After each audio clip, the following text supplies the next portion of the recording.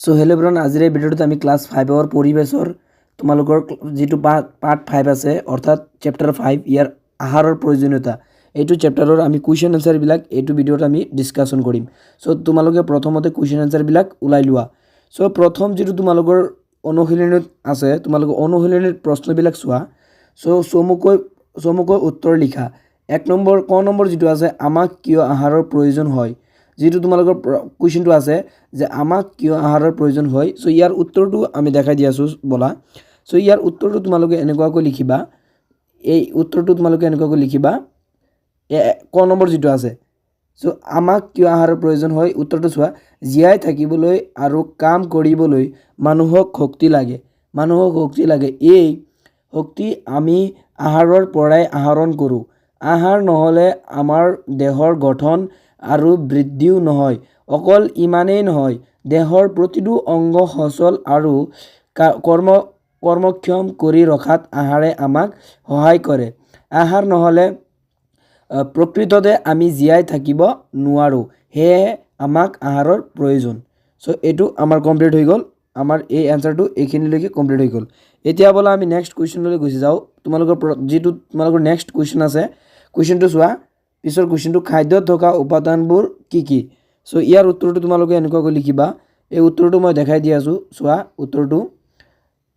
উত্তৰটো তোমালোকে এনেকুৱাকৈ লিখিবা যে আমি খোৱা আহাৰত বিভিন্ন ধৰণৰ পুষ্টিকাৰক দ্ৰব্য থাকে। সেই পুষ্টিকাৰক দ্ৰব্যসমূহেই হৈছে খাদ্যৰ উপাদান।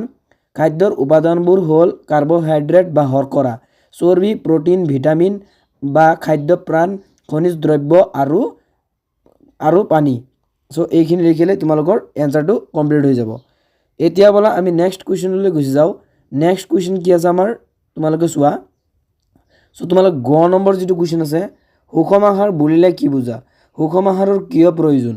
সো ইয়াৰ উত্তৰটো তোমালোকে এনেকুৱাকৈ লিখিবা, ইয়াৰ উত্তৰটো মই দেখাই দি আছোঁ তোমালোকক। সো এইটো তোমালোকৰ উত্তৰটো তোমালোকে এনেকুৱাকৈ লিখিবা যে সুষম আহাৰ বুলিলে কি বুজা, সুষম আহাৰৰ কিয় প্ৰয়োজন। উত্তৰটো তোমালোকে এনেকুৱাকৈ লিখিবা যে আমাৰ দেহত প্ৰয়োজন হোৱা শৰ্কৰা, চৰ্বি, প্ৰটিন, খাদ্য প্ৰাণ, খনিজ দ্ৰব্য আৰু পানী এই আটাইবোৰ উপাদান যিবোৰ আহাৰৰ প্ৰয়োজনীয় পৰিমাণত পোৱা যায়, সেইবোৰ আহাৰকে সুষম আহাৰ বোলা হয়। সুষম আহাৰে দেহৰ পুষ্টিদায়ক দ্ৰব্য বা উপাদানসমূহ যিহেতু যোগান ধৰিব পাৰে, শৰীৰৰ বৃদ্ধি, বিকাশ আৰু নিৰোগী থকাত সহায় কৰে, সেয়ে আমাক সুষম আহাৰৰ প্ৰয়োজন হয়। মাছ, দাইল, ভাত, শাক পাচলি, চাটনি, গাখীৰ আৰু ফলমূলসমূহ এইটো তোমালোকে ফলমূলসমূহ লিখিবা, স্পেলিংটো ভুল হৈ আছে, ঠিক কৰি ল'বা। ফলমূলসমূহ আমি দুপৰীয়া বা গধূলি যি সাঁজ আহাৰ গ্ৰহণ কৰোঁ, সেই আহাৰেই প্ৰকৃততে সুষম আহাৰ বুলি বেলেগ দামী আহাৰ নাই। তাৰপিছত নেক্সট কুৱেশ্যনলৈ গুচি যাওঁ। নেক্সট তোমালোকৰ কুৱেশ্যনটো আছে চোৱা, ঘ নম্বৰটো। সো ঘ নম্বৰটো আছে আমি কিয় যথেষ্ট পৰিমাণে পানী খাব লাগে। সো ইয়াৰ উত্তৰটো তোমালোকে লিখিবা এনেকুৱাকৈ যে কি আমি কিয় যথেষ্ট পৰিমাণে পানী খাব লাগে। উত্তৰটো চোৱা, পানীক প্ৰাণীৰ প্ৰাণ বোলা হয়। আমাৰ দেহত পানীৰো যথেষ্ট প্ৰয়োজন আছে। এক নম্বৰ দি লিখিবা, মানে ষ্টাৰ মাৰ্ক দি। এইটো তোমালোকে ইয়াত ষ্টাৰ মাৰ্ক দিছে, তোমালোকে এক নম্বৰ দিব পাৰা, এইটো তোমালোকৰ ইচ্ছা।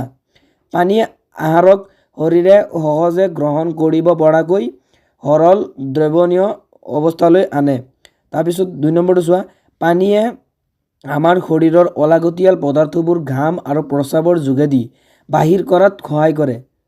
তাৰপিছত পানীয়ে শৰীৰ শীতল কৰি ৰাখে। তাৰপিছত পানীৰ অভাৱত দেহত ৰোগ ব্যাধিয়ে দেখা দিব পাৰে, সেয়ে আমি যথেষ্ট পৰিমাণে পানী খাব লাগে। সো এইখিনি লিখিলে তোমালোকৰ এইটো হৈ যাব।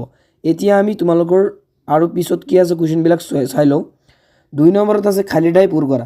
খালী ঠাই পূৰ কৰা। 1 নম্বৰটো চোৱা, জীয়াই থাকিবৰ বাবে কিহৰ প্ৰয়োজন, মানে খালী ঠাইত লিখিবা আহাৰৰ প্ৰয়োজন। এই আহাৰ স্পেলিংটো লিখি দিছোঁ, তোমালোকে লিখিবা আহাৰৰ প্ৰয়োজন।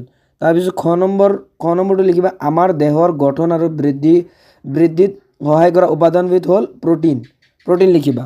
ইয়াত লিখিয়ে দিছোঁ, তোমালোকে চাই লিখি লোৱা। তাৰপিছত গ নম্বৰ যিটো আছে, গ নম্বৰটো চোৱা, সেউজীয়া শাক পাচলি আৰু ফল মূলত ভিটামিন আৰু খনিজ পদাৰ্থ থাকে। তাৰপিছত তোমালোকে লিখিবা ঘ নম্বৰটো চোৱা। ঘ নম্বৰটো প্ৰয়োজনীয় পৰিমাণত সকলোবোৰ উপাদান থকা খাদ্যক সুষম আহাৰ বোলে। তাৰপিছত 19 নম্বৰটো চোৱা, ভিটামিন এৰ অভাৱত চকুৰ দৃষ্টি শক্তি কমে। ভিটামিন এৰ অভাৱত, ঠিক আছে, এইখিনি তোমালোকে চাই চাই লিখি লোৱা। তাৰপিছত তোমালোকৰ 3 নম্বৰ কুৱেশ্যন আছে কি, ক অংশৰ লগত খ অংশ মিলোৱা। চ' এইটো তোমালোকে আমাৰ শৰীৰক শক্তি দিয়া উপাদানবিধ হ'ল শৰ্কৰা, ইয়াৰ লগত এইটো মিলাবা। তাৰপিছত শৰীৰত হাড় আৰু দাঁতৰ গঠনত সহায় কৰা খনিজ লৱণবিধ হ'ল কেলছিয়াম, এইটো লিখিবা। তেজৰ গঠনত সহায় কৰা খনিজ লৱণবিধ হ'ল লো, ইয়াৰ লগত এইটো মিলাবা। আয়োডিনৰ অভাৱত হোৱা বেমাৰবিধ হ'ল গৰল। চ' এইবিলাক চাই চাই মিলাই লোৱা, এনচাৰবিলাক কৰাই আছে। এতিয়া তোমালোকৰ 4 নম্বৰ যিটো আছে, শুদ্ধ উত্তৰটো বিচাৰি উলিওৱা। ইয়াত ক নম্বৰটো আমাৰ শৰীৰক বেমাৰৰ পৰা ৰক্ষা কৰা উপাদানবোৰ হ'ল ভিটামিন আৰু খনিজ লৱণ, এইটোহে ৰাইট এনচাৰ। এইটো কিন্তু নহ'ব, তোমাৰ এইটো এনে দিয়া হৈছে।